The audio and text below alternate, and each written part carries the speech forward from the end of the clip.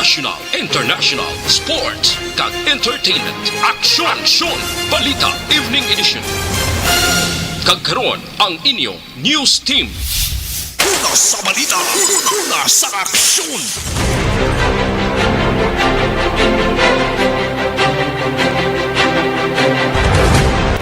Mayong gabi syudad sa Bacolod, Western Visayas, kag Bugos nga Pilipinas. So, welcome na sa pangalagad sa aksyon na Balita Evening Edition. Karon nga adlaw Lunes, Marso 15, 2021, kaming inyo mga tag-balita. Aksyon ang Defensor. Kag Aksyon Day la Salazar para sa mga headlines sa una kita sa mga balita lokal. Isla sang Negros, bukas lang border umpisa subong adlaw. EOC wala naka-record sa near-death experience sa Sinovac kag AstraZeneca vaccine. Sa balita national, nagpartineser nga bakuna sa second dose, ginaduso nga gamiton sa iban pa nga recipient. 450,000 ka bakunahan kada adlaw target para malabot ang herd immunity. Sa balita, una sa aksyon. Detalye sa mga balita lokal pagkatapos gid lamang sini. Dr. Pinoy, skwalin ka.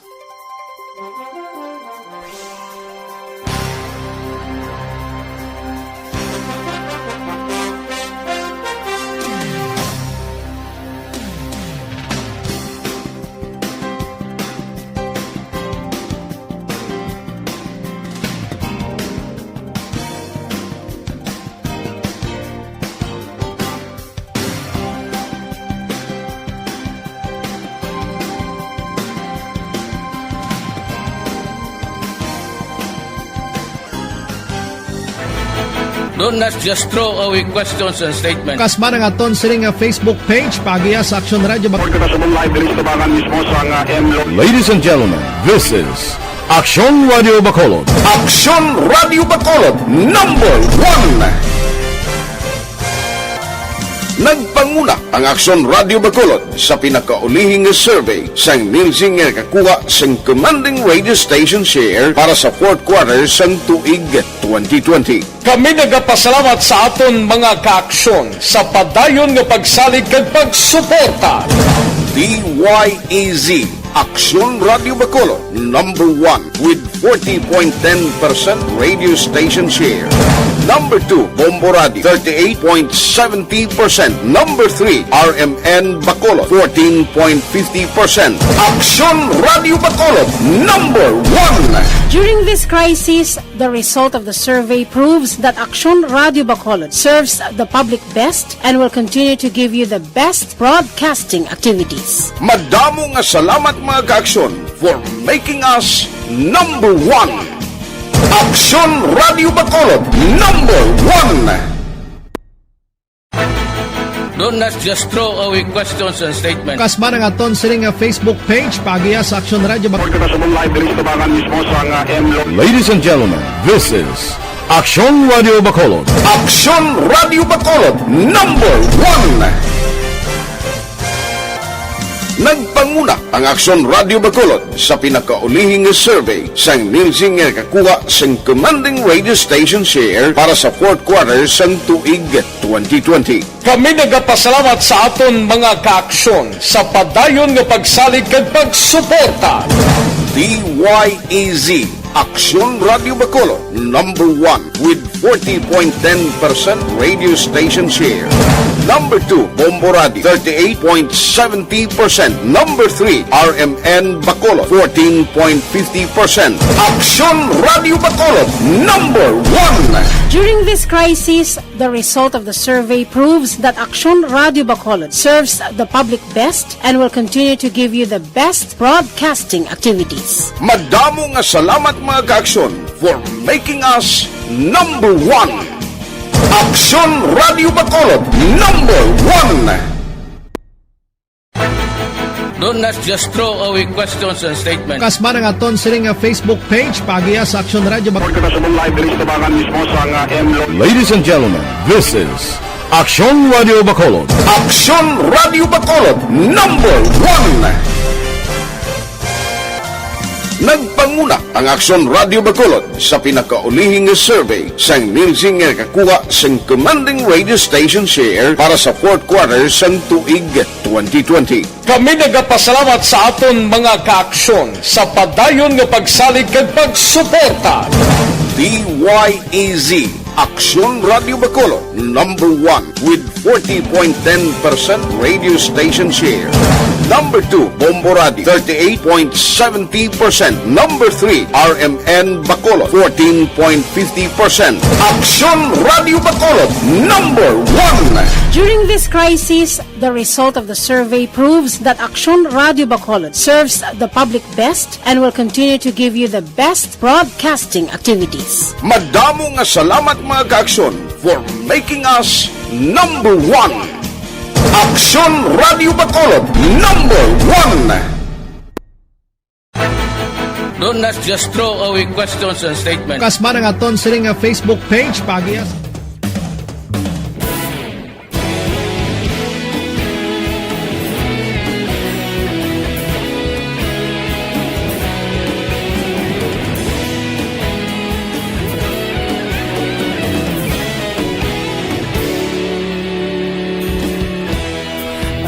Simbanwa, mabugnaw nga hangin nagadapyan na ikaw nang ginapamati ang amon ginasandigan. Tingog sang probinsya, kamatuuran ginapalap na minsay nga may dala paglaom kag kasanan. Nagligan, ikaw gihapon ang ako nga istasyon sa pagbudlak sang adlaw sa pagtuhaw sang biton. Mga balita nga dala inspirasyon, Aksyon Radio Bacolod man sa gihapon. Padayon Aksyon Radio Bacolod, saludo sa imo. Padayon Aksyon Radio, salamat sa pagserbisyo. Patas kag balanse, matuod nga mensahe, wala sang ginadampingan. Padayon Aksyon Radio.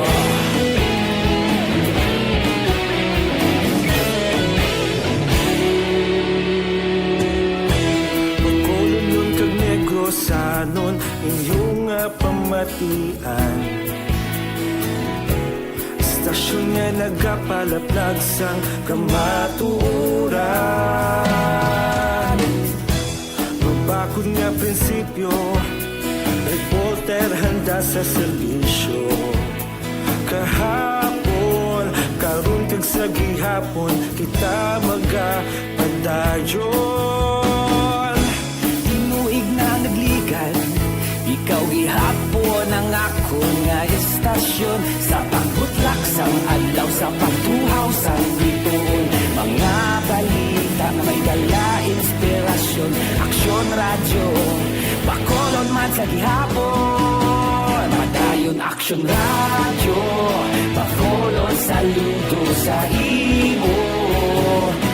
Padayon Aksyon Radio, salamat sa pagserbisyo. Patas kag balanse, matuod na mensahe, wala sang ginadampingan. Padayon Aksyon Radio. Una sa balita, una sa aksyon, sa Bacolod, Aksyon Radio. Una sa balita, una sa aksyon, sa Bacolod, sa aksyon. Lasay sa 17 Aksyon Radio Philippine Standard Time kagkaroon sa detalye na sang mga balita lokal. Umpisa subong Marso 15 ginbuksan ng borders ng Negros Island kadungan sa pagpatuman sa Executive Order kon EO number 21-18 series of 2021 ni Governor Bong Lacson. Apang gingkaron ni Lacson nga may dapat sa gihapon nga sundon nga travel protocols ang mga taga Negros Oriental. Suno sa gobernador ang sinuman nga maghalin sa Negros Oriental ang dapat nga magpresentar sang negative RT-PCR test result 72 oras antes ang pagbiyahe. Approve travel coordination permit nga makuha sa Safe, Swift and Smart on SPAS travel management system kag staysafe.ph nga application para sa contact tracing. Suno kay Lacson nga sandig siya gin-issue nga EO ang mga travelers lamang nga nagahalin sa mga probinsya sang Western Visayas ang wala gina-require sa negative RT-PCR test result. Ini nga mga probinsya mong Iloilo, Aklan, Capiz, Guimaras kag Antique. Ang Negros Oriental ang sakop naman sang Central Visayas. Marso tuwag 2020 sang ipasirang Negros Island ang ilatag sa ka-borders agud mapaganhagan ang paglapta sang COVID-19. Those that will be quarantined in our facilities are results of contact tracing, but not necessarily upon arrival. It's really a concern, no? That's why we're requesting for a negative RT-PCR result prior to travel. That's the only recourse we have. Si Governor Bong Lacson.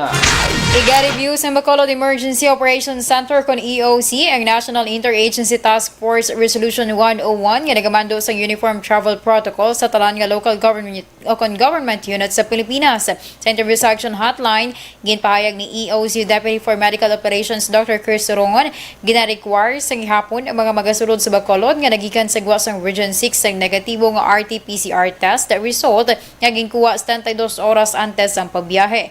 Printed nga kopya sang approved travel coordination permit nga makuha sa Safe, Swift and Smart kon SPAS travel management system. Mag-download sang staysafe.ph nga application para sa contact tracing kag backtrack system. Suno kay Surongon ang mapaslawan nga mag-comply sang requirements ang ginadilian nga makasulod sa Bacolod. Samtang ginpahag naman ni City Councilor Cindy Rojas nga para sa iya hindi pa sa gihapon dapat makakas ang requirement nga negative RT-PCR test sa sulod sa 72 oras sa mga traveler pasulod sa Bacolod. Suno sa konsehal, chair sa Committee on Health inibangod nga liwat nga nagsakang COVID-19 cases sa Metro Manila. Sa karon suno sa konsehal nagapabili ng requirement nga negative swab test result, backtrack health declaration form online kag letter of acceptance. Pero suno sa konsehal ginpresentar na sa EOC ang Uniform Travel Protocol kagini ang pagatalakayon sa lebloan nga base sa datos sang Department of Health Region 6 tubtob Marso 14, 57 na lamang active COVID-19 cases sa syudad sang Bacolod. Ginpahayag ni Dr. Chris Sorongon, ang Deputy for Medical sa Bacolod Emergency Operations Center nga wala sang near-death experience nga na-record sa syudad matapos nga nabakunahan sang Sinovac kag AstraZeneca vaccines. Suno kay Sorongon, may mga minor nga adverse reactions nga nabatyagan ng pila ka mga health workers nga una nabakunahan kaangay sa pagtaas ng blood pressure, localized rashes kag nagbatyag sakit sa butkon nga gin-injectionan. Ginpatag ni Sorongon nga ini nga adverse reactions nga ginapaabot na base man sa research studies ng Sinovac nga naghimo sang bakuna. Sino pa kay Sorongon, subong nga bulan sa Marso ginapaabot nga may mag-aabot pa sa Bacolod nga dugang nga Sinovac vaccines. Padayon sa karon ang registration sa online kag sa barangay sa mga persona nga voluntaryo nga magpabakuna sa tion nga mag-abot ang supply sang bakuna nga ginbakal sang Bacolod. Sa dugang pangabalita lokal, hulaton ni Negros Occidental Governor Bong Lacson ang filing sang Certificate of Candidacy o COC sa mga kandidato sa pagka-presidente kag vice-presidente sa maabot ng Oktubre antes si palayag kung sino ang iya suportahan. Ini ang reaksyon sang gobernador sa pre-election survey sang private polling firm nga Pulse Asia nga nagapakita nga si Senador Christopher Lawrence Bongo kag Presidente Rodrigo Duterte amo ang ginpaboran sang kadamaan nga mga Pinoy nga magkandidato sa pagka-presidente kag vice-presidente sa 2022. Suno kay Lacson, wala pa sang sinapo lagin patigayon ng ila partido nga Nationalist People's Coalition o NPC ang sa 2022 nga eleksyon. Hilakad daw nagdigad sa ipagawa sang Pulse Asia ang ila survey. Ginpahayag di Duterte nga siyang ginhambalan ni Go nga ipabalo sa publiko ang plano sini nga pagpapili presidente sang Pilipinas.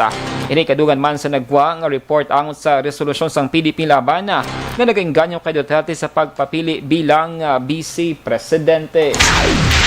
May mga persons of interest na ang sagay PNP sa pagpatay sa truck driver nga si Antonio Gallo sa Sitio Cloy, Barangay Rizal sa Marso 10, 2021. Sunod kay Police Major Albert C. ang hepes ng sagay PNP, sa piyak nga may sospetsado na sila apang padayon sa gihapon na ang investigasyon tubtub kapasaka sang kaso kag mapalayagman ang ilang ngalan. Dugang ni C. madugay na nga inaway ang anggulo nga ila ginausoy kasunod nga ginpatay man sadto sa tuboso ang utod ni Gallo. Sa madumduman, ang biktima nagapawayway sa gwa sang iya puluyan sang gindulungan sa motorsiklo kag nagpanaog ang angkas kag ginluthang ang biktima. Sa balita, sa aksyon! Lasay sa 22 sa Aksyon Radio Philippine Standard Time, basi mataas ang sugar mo, basi may diabetes ka, kag wala ka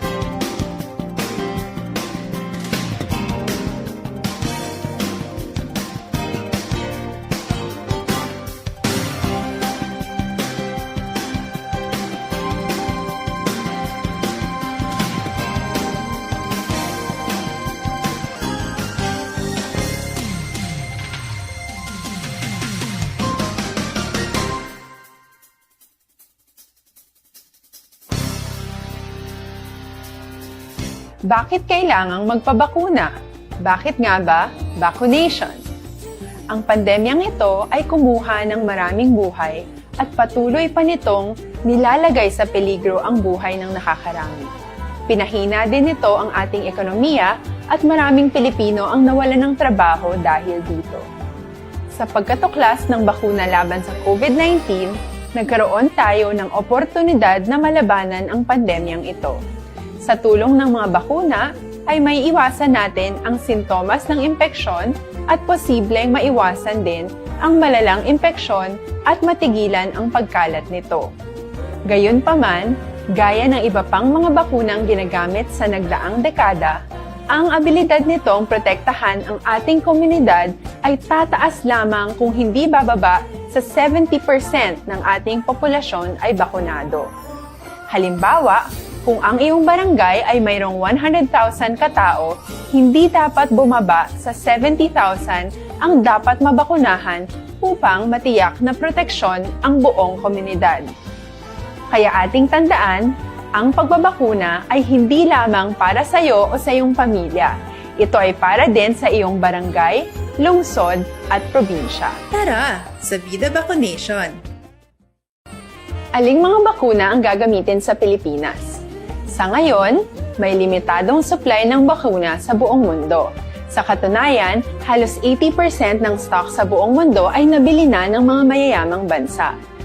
Dahil dito, walang iisang kumpanya ang maaaring mag-supply ng 110 million na bakuna sa Pilipinas, kaya naman nakikipag-usap ang ating gobyerno sa 7 manufacturers. Sinisiguro natin na ang mga bakuna na to ay makakatanggap ng Emergency Use Authorization at kung may EUA sila, doon lamang sila bibilhin at gagamitin ng ating gobyerno para sa ating vaccination program. Nagbibigay ang EUA ng assurance o katiyakan na ang bakuna ay dumaan sa masusing pagsusuri at nirerekomenda ng mga independent na eksperto sa atin. Hindi mo rin kailangan mag-alala. Ang bakuna laban sa COVID-19 ay hindi magbibigay sa iyo ng COVID na sakit. Tara, sa Vida Vaccination! Magkano ang babayaran ko para mabakunahan? Ibibigay ng gobyerno ang bakuna ng libre. Wala kang dapat bayaran para magpabakuna. Tara, sa Vida Vaccination! Sino ang unang makakapagpabakuna?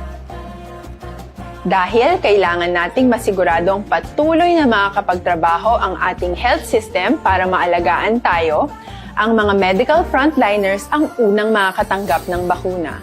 Susunod dito ay yung mga eligible na senior citizens dahil sila ay nasa greatest risk ng severe infection o kamatayan. Alam natin ito dahil sa ating lokal na datos na mas mapanganib ang COVID-19 sa mga matatanda. Ang pagkakasunod-sunod na kung sino ang unang makakatanggap ng bakuna ay natukoy sa tulong ng mga eksperto. Tara, sa Vida Vaccination! Kailan at saan ka dapat magpabakuna? Ang inyong national government ay nakikipag-ugnayan sa mga lokal na pamahalaan upang maihatid ang bakuna sa inyo. Ang lokal na pamahalaan or LGU nyo ang maghahanda ng pagpaparehistro at pag-ayos ng schedule ninyo sa pagpapabakuna. Mangyaring abangan ang anunsyo at instructions na magmumula sa inyong mga mayor or governors ukol dito. Tara, sa Vida Vaccination! Ano ang kailangan mo bago magpabakuna? Habang hinihintay natin ang pagdating ng mga bakuna, kumuha lamang ng impormasyon sa mga mapagkakatiwalaang sources. Magtanong lamang sa mga licensed medical professionals ukol sa wastong pagbabakuna para sa COVID-19. Matuto rin tayong mag-verify ng ating mga nababasa o naririnig. Tanging tamang impormasyon lamang ang makakapaggabay sa atin sa ating desisyon na magpabakuna. Ang inyong health history ay mahalaga din sa pagtukoy kung dapat ka bang bakunahan o hindi, kung anong bakuna o angkop sa iyo. Kaya naman, importanteng seryosohin natin ang health screening na ito. Magpakita sa araw ng inyong screening at ideklara ang inyong complete health history, gaya ng allergies o mga risk factors o mga sakit noon.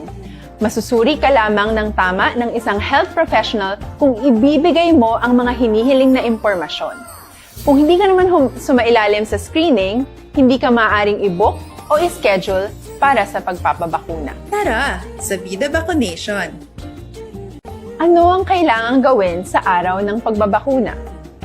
Pumunta kayo sa vaccination site kung saan ka nakalista. Huwag kalimutan magsuot ng face mask at face shield. Bago katurukan ng bakuna,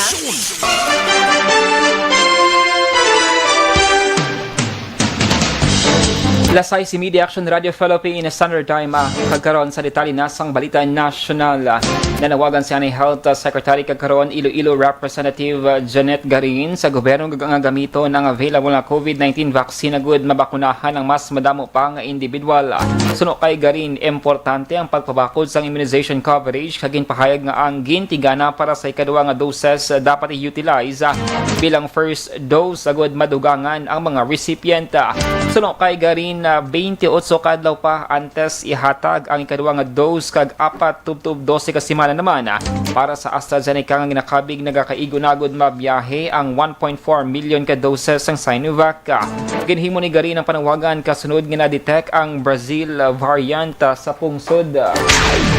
Ginpahayag ni Health Secretary Francisco Duque III nga mahimo malabot sa Pilipinas ang herd immunity sa sulod sang 12 o kon na sa sulod sang 11 tubtub 12 ka bulan kun makabakuna sang 450,000 ka tawo sa kada adlaw. Suno kay Duque, ginbase ang nasambit nga target kun ang Pilipinas mahatagan sang 140 milyones doses ang bakuna subong man may 4,500 ka vaccination sites nga makabakuna sang 1 ka gatos ka individual sa kada adlaw. Sa nibaluan, 110 milyones ang populasyon sa sang Pilipinas kag kinahanglan nga mabakunahan ang 70 milyones ka tawo batok sa COVID-19 agud malabot ang herd immunity.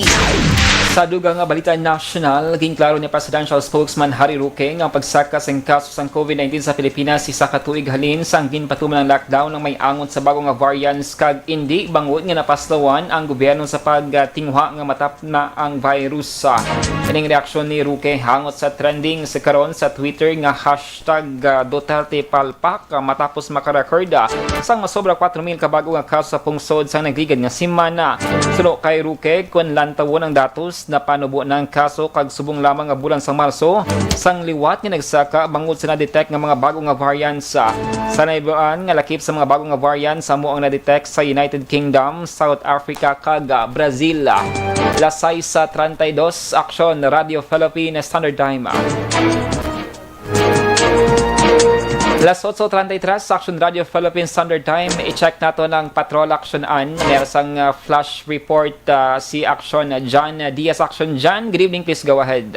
Aksyon daily check Aksyon An isa ka bypass operation ang pingkasa sang gintigong sa Philippine Drug Enforcement Agency.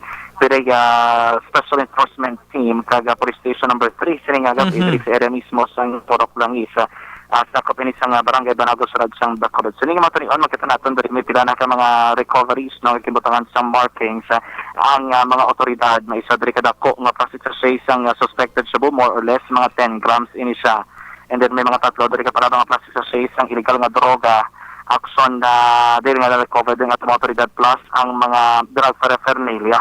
May tutor, may improvised tutor, may foil, may disposable lighter kag may kahita diri no pero dito nato matumod kung ano pagdang iba mga recoveries nagarebelde na karon sa items nga nababalhag sa ilang recovery diri no nga inventory rather nga ginapadagan karon sa ato ni mga otoridad may traman ka mga persona nga ari diri nagproduct funds ning naging kasanga bypass operation sa ato ni mga otoridad kini mga gabi action day mga damo ini sila no ang nadakpan sa aton na mga otoridad sining din ka sa bypass operation karon gabi may mga isa, 2, 3 pila tanag kanadakpan dos pila sila 5 mga 5 ka mga persona ining naaresto sang ato ni otoridad sining ilaging ka sa bypass operation sining mga gabi wala ko din natapos no ang inventory pero kay na sa initial na tungo pamangkot ang kabugaton sining mga illegal nga droga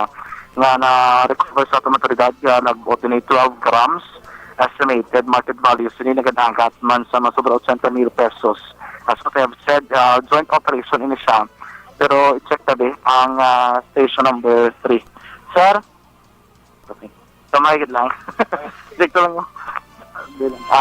Gamay lamang initial or background sa bypass operation sining gabi. Naging kadak sa station number 3. Joining us 3 sa area mismo is Police Major Richard Farito. Sir, mayong gabi, live sa Aksyon Radio. Congratulations for a joint operation with Pidea, sir. Yes, mayong gabi nun sa Aksyon Radio pag sa aton tagpalamati. Sir, amo ning area actually tida mo nagiging ka bypass operation pero paano natin sir na square in o kung ining bypass operation sa area, sir?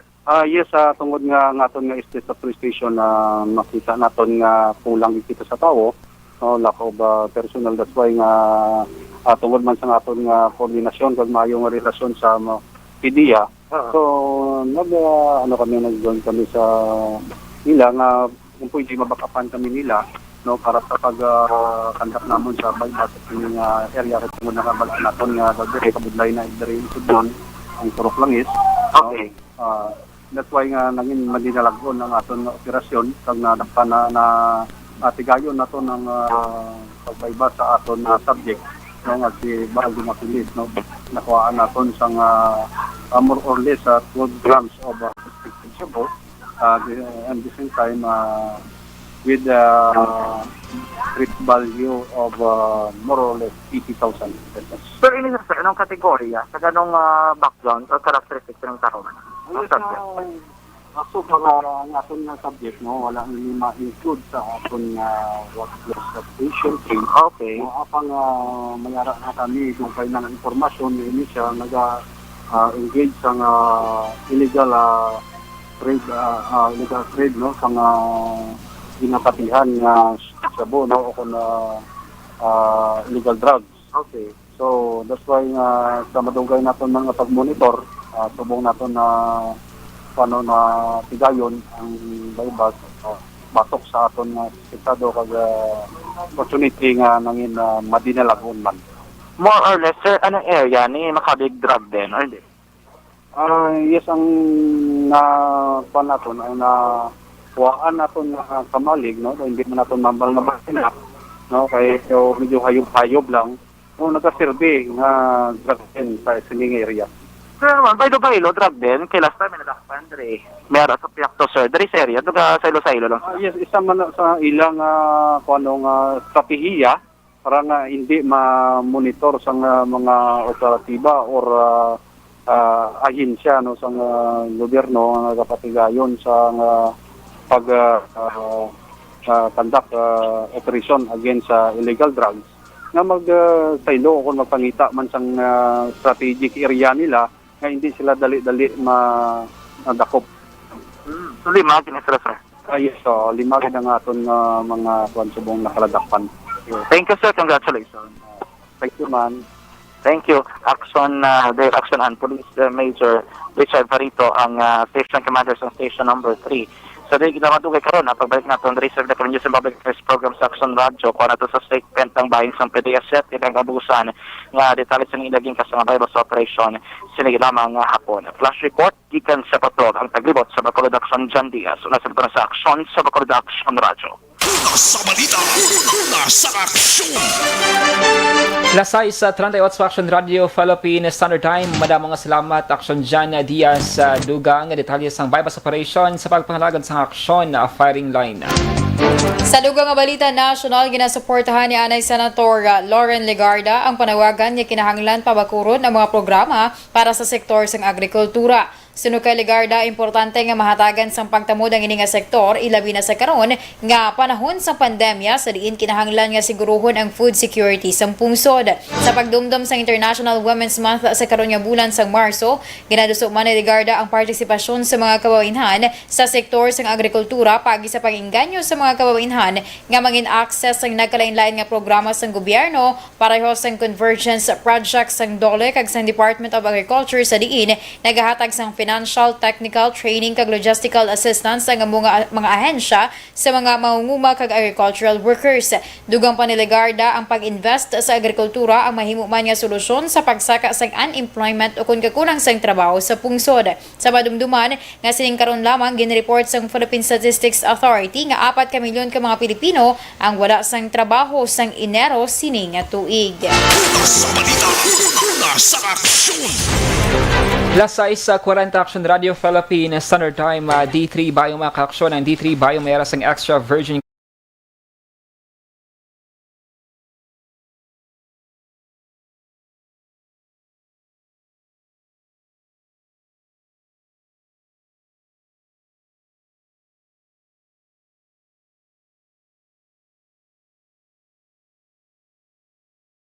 evening edition. Karon nga daw Lunes, Marso 15, 2021. Salawat kaming inyong mga tagbalita. Aksyon and Defensor. Kag-Aksyon Day, Salazar. Una sa balita, una sa aksyon. Sa Bacolod Aksyon Radio. Aksyon Radio!